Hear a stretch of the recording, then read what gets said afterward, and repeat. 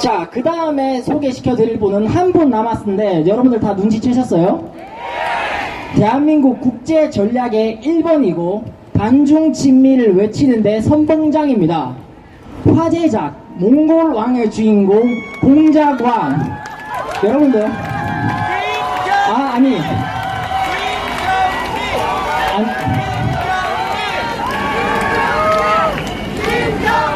안 돼요. 아직 외쳐요. 여러분들 지금 외치면 제가 타이밍을 못 잡아요. 아직 잠깐 기다려 주시고, 제가 이름 석자 부르면 여러분들이 이름 불러주세요. 제가 안 부르고 여러분들이 부르는 겁니다. 자, 하나, 둘, 셋!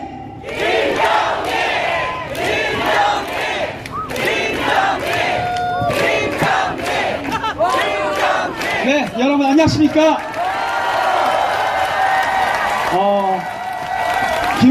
국제전략연전소의 김정민 소장입니다. 네, 반갑습니다. 오늘은 저번 주보다 더 많이 온 것 같습니다. 대충 봐도 거의 한 1.5배 정도 또 오신 것 같은데 정말 대단히 감사합니다. 네. 오늘 주제는 여수장 우중문, 그 을지문덕 장군이 살수대첩됐었던 시를 제목만 살짝 바꿔서 여중공 주석 시진핑이라고 해서 중공의 주석 시진핑에게 주는 시라고 해서 이름을 바꿔서 아까 영상을 보셨을 겁니다. 네, 이 시 혹시 예전에 공부하신 적 있나요? 목소리가 짠 거 보니까 역사 공부 전혀 안 했나 봅니다. 네? 저는 원래 한시를 좋아했습니다. 뭐 한시 좋아했다고 또 짱끼는 개소리 하지 마십시오. 네? 원래 한자를 공부를 많이 해야 철학적 깊이가 생깁니다. 네, 저는 좋은 건 다 흡수해요. 적이고 아군이고 좋다 생각되는 거는 편견 없이 다 흡수합니다. 그래서 이렇게 뚱뚱해졌습니다. 네, 저는 안 가려요. 뭐든지 유리한 건 다 먹습니다. 자, 그래서 제가 제 연설을 하기 전에 과거 고등학교 때 배웠던 시를 한 수 읊고 시작하겠습니다. 네. 중공 주석 시진핑 들어라. 그쵸? 신체 구천문하고 묘상궁진이 하니 전승공이고 하니 지적원운지 해라. 무슨 말이냐? 네가 쓸 수 있는 계책은 하늘에 닿을 만큼 다 썼고 너희가 생각했던 전략 전술은 너무나 오묘하고 기가 막힌 전술을 다 써서 이미 써서 다 해서 아무리 해도 되지 않으니까 이제 그만 알고 꺼져라, 이런 말입니다. 네. 지금 저희가 이 집회를 이제 두 번째를 하는데 첫 번째 집회가 끝나고 나서 어마어마한 반대, 방해, 공작이 펼쳐지고 있습니다. 아마 여러분들 인터넷 통해서 보신 분들도 아실 겁니다. 제가 어제 방송도 했습니다. 이런 식으로 저희가 반중 친미 집회를 하는 거를 저지하기 위해서 좌우 가리지 않고 국공합작으로 저희를 공격하고 있습니다. 그 숫자는 어마어마하게 많습니다. 여러분, 우파 유튜버 중에 반중 친미 외치는 유튜버가 누가 있을 것 같습니까? 여기 연사로 나오는 사람 정도입니다. 10명 뵐까 말까 해요. 우리나라의 우파 유튜버가 이것저것 다 합치면 500개입니다. 나머지 99% 뭐하고 있냐는 거예요. 에? 지금 우리나라는 북한이랑 싸운다고 시선이 거기 가 있는 틈을 이용해서 중국이 가랑비에 옷 젖듯이 뒤로부터 살살 스며들어오고 있습니다. 지금 가장 피해를 많이 입는 지역이 전라도예요. 물론 충청도도 마찬가지입니다. 삐까삐까합니다. 1, 2등을 다투고 있어요. 가장 중국의 피해를 많이 받는 전라도와 충청도 사람들, 거기가 소위 좌파들이 가장 많다는 지역인데 그 사람들 지금 뭐하고 있냐는 거예요. 자기 동네가 중국 땅에 넘어가는 건 괜찮은 겁니까?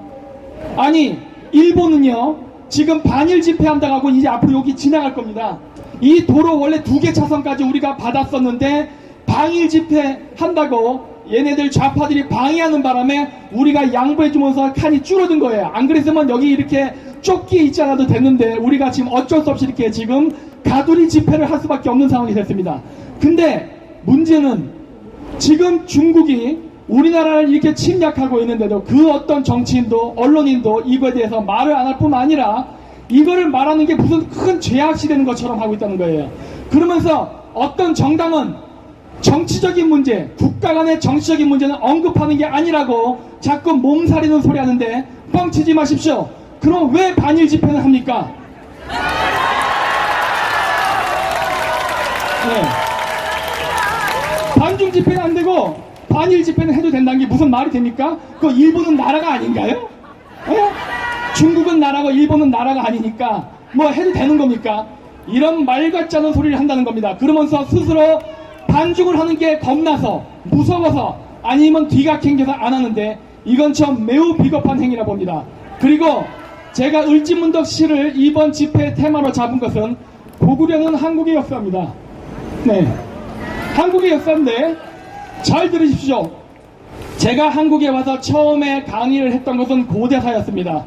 고대사 강의를 할 때 제 강의를 듣고 환호했던 좌파 사람들 많이 있어요. 적어도 제 강의를 듣는 사람의 80%는 좌파였습니다. 이 사람들 지금 중국이 침투해 와서 동북공정 하는 것에 대해서 왜 찍소리도 안 합니까? 에? 뭐 고구려 한국사라 그러고 12,000년의 역사를 가졌다면서요 우리나라가. 그 역사를 중국이 다 지우고 있는데 왜 가만히 있어요? 에? 여기에 문재인 정권이 나서가지고 중국의 앞잡이 노릇을 하는데 왜 침묵하냐는 겁니다. 역사를 잃은 민족에게 미래가 없다면서요. 에?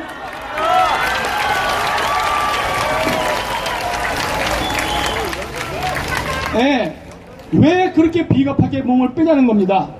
지금 고구려만 중국의 역사로 집어넣는 게 아니에요. 좀 이따 2부 토크 콘서트 때 보여드리겠지만은 지금 중국은 백제사도 중국 역사에 포함시키고 있습니다. 그냥 한국사는 신라 하나예요. 신라 하나. 예? 백제도 중국사입니다. 지금 이거 여러분들 잘 모르시는 것 같은데 이거 여러분 아셔야 됩니다. 전라도 사람 지금 뭐 하냐는 거예요. 이런 거에 대해서 분노를 못 느끼냐는 겁니다. 아니 일본 애들이 임나 일본부설만 얘기하면 부신자사라고 머리 깎고 개지랄 떨면서 왜 중국이 백제를 중국 역사라고 하는데 가만히 입담을 그냐는 겁니다. 그러면서 왜 중국 가서 접대백과 헬렐레 하고 뭐가 그렇게 중국이 좋아가지고 중국의 그 불량 양곡인지 쥐곡인지도 모르는 것들 접대받고 와가지고 중국 음식 맛있다 그러고 저처럼 차라리 안전하게 한국에서 탕수육이나 먹지 중국 가서 자기가 입에 무슨 고기가 들어가지는도 모르는 그런 음식 먹고 와가지고 이런 놈들이 문제라는 겁니다. 지금 고대사를 연구했던 제야사 학자들 다 어디 갔습니까? 없어요. 안 나타납니다. 그리고 지금 보십시오. 일본은 2차 세계대전 끝나고 나서 미국한테 어마어마하게 다구리를 당했습니다. 일본이 강력하다는 건 분명한 사실이지만 보통 국가화가 되질 못하고 있어요. 그래서 일본은 현재 현존하는 위협은 아닙니다. 군사적으로. 하지만 중국은 당장 현존하는 위협입니다. 여러분, 중국이 우리나라의 핵미사일을 겨루고 있는 거 아십니까? 우리나라의 핵미사일 겨루고 있습니다. 91년 소비에트 붕괴 이후 한중 수교 맺고 우리나라의 병신 같은 정치인들이 한중 우호협회 만들고 기업인들이랑 중국 애들이랑 헬렐레 하면서 술 먹고 처마시고 놀 때 중국은 단 한 발도 우리를 겨냥한 핵미사일을 다른 데로 돌리지 않았습니다. 지금도 중국은 여차하면 우리를 공격할 수 있는 핵미사일을 겨냥하고 있어요. 근데 왜 우리는 이러한 상황 속에서 사드 배치를 하면 안 되냐는 겁니다.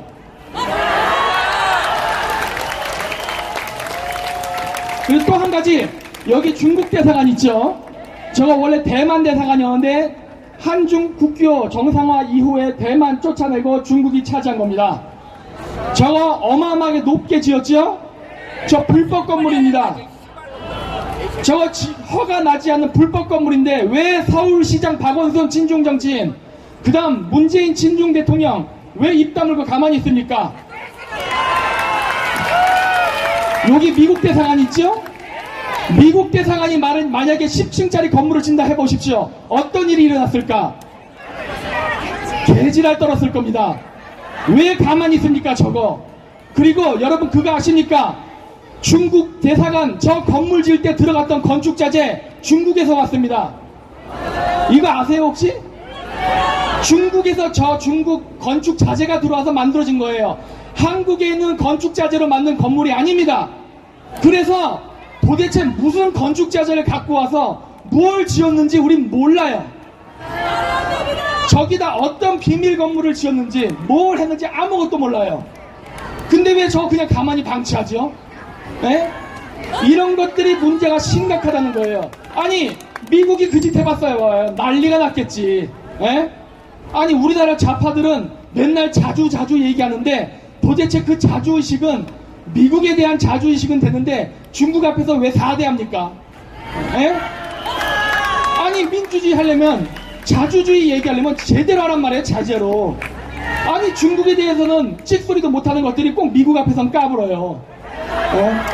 근데 저는 어렸을 때부터 중동에 살았다고 했지 않습니까? 저는 무서운 걸 많이 봤어요. 진짜 무서운 게 뭔지를 몰라요. 중국 저거는 개새끼입니다. 네? 진짜 무서운 거는 미국이에요. 단 우리를 건들지 않을 뿐인 거예요. 여러분 건들면 어떤 일이 일어나는지 아십니까? 우리나라 인구가 어떻게 될 것 같아요? 진짜 미국이 열받으면 우리나라 인구가 어떻게 될 것 같습니까? 절반 이하로 줄어듭니다. 절반 이하로. 제가 예전에 카자흐스탄에 있을 때에도 아프가니스탄 전쟁에 대해서 이야기할 때 미국 교수들이랑도 많이 논쟁한 적이 있어요. 그때도 제가 얘기했던 이유가 뭐냐? 아프간 인구가 절반이 없어졌어요. 전쟁 나고 나서. 물론 죽인 건 아니에요. 굶어 죽었습니다. 굶어 죽었어요. 전쟁 때문에. 여러분 우리가 지금 미중 전쟁입니다. 무역전쟁 아니에요. 이제는 미국에서는 이걸 3차 세계대전으로 인식하고 있습니다. 따라서 미국은 명확하게 우방국과 적대국을 구별하기를 원하는 이 상황 속에서 지금도 병신같은 소리하고 미국과 중국이 화해를 하면은 우리만 반죽하다가 병신된다는 비겁한 소리 하는 짓을 절대 해서는 안 됩니다. 우리는 중국과 미국이 싸우는 패권 경쟁의 바로 최전선에 있는 국가예요. 이 최전방에 있는 국가는 비극일 수도 있지만 어마어마한 행운일 수도 있습니다. 여러분 2차 세계대전 이후에 비약적인 경제성장을 한 나라는 대만, 일본, 한국, 서독 이런 나라들입니다. 다 냉전시대 때 접경지역 국가들이 전부 발전했어요. 이 국가들의 특징은 서방세계를 선택했습니다. 공산주의를 택하지 않았어요. 따라서 서방세계로부터 막대한 경제 지원을 받으면서 그 어마어마하게 가난한 한국이 아프리카 가나보다도 가난했던 나라입니다. 네, 이런 나라가 지금 OECD 국가에 가입될 정도로 성공을 한 거예요. 이거는 우리가 정확하게 노선을 선택했고 그 선택이 옳았기 때문에 받아진 혜택입니다. 그런데 이때 당시에 소련을 택했던 국가들, 예를 들어서 아프가니스탄, 이란, 이라크 이런 나라들 어떻게 됐습니까? 동유럽 국가들 다 그지됐죠. 그렇게 되는 겁니다. 그렇게 되는 거예요. 바로 접경지역에 있다는 것은 비극이기도 하지만 행운이기도 한 겁니다. 우리가 서양이 신대륙을 발견하고 신대륙에 가서 금을 약탈해서 어마어마한 자본을 이루고 산업국가로 성장하던 시기에 우리는 그 타이밍을 놓쳐서 식민지를 당하는 국가가 됐습니다. 한국 포함해서. 하지만 2차 세계대전 이후에 우리가 선택을 잘했기 때문에 비록 서양과 같은 열강국가가 되진 못했지만은 우리는 그 선택을 통해서 막대한 경제적 부를 이뤘어요. 여러분 프랑스나 영국 가보십시오. 여러분이 더 잘 삽니다. 농담 아니에요. 진짜예요. 여러분이 더 잘 살아요. 지금은.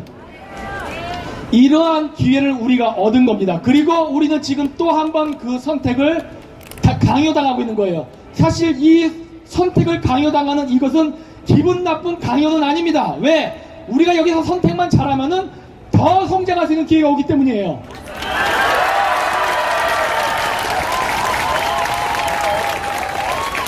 그 패배주의적인 역사관을 가진 좌파들이 그런 얘기를 합니다. 우리는 일본과 중국, 러시아, 미국 사이에 껴있는 샌드위치 국가다. 맨날 외세 침략을 당하는 불쌍한 민족이다. 개같은 소리입니다. 예. 우리는 조선을 빼놓고 남이 나라를 쳐들어왔던 나라예요. 조선을 제외하고는 우린 늘 팽창했습니다. 그리고 우리 경제는 좌파들이 갈 때 그럽니다. 일본한테 기술로 채이고 가격으로 중국에 채인다. 다 개소리입니다.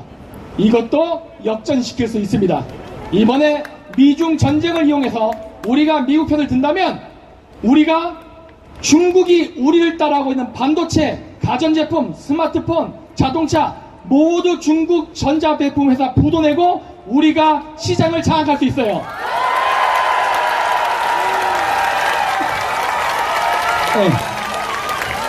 네. 방법도 저는 다 알고 있습니다.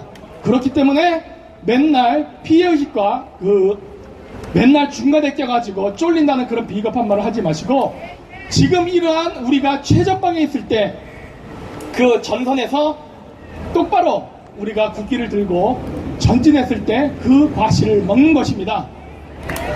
모든 전쟁의 혜택은 선봉장이 먹는 것입니다. 네.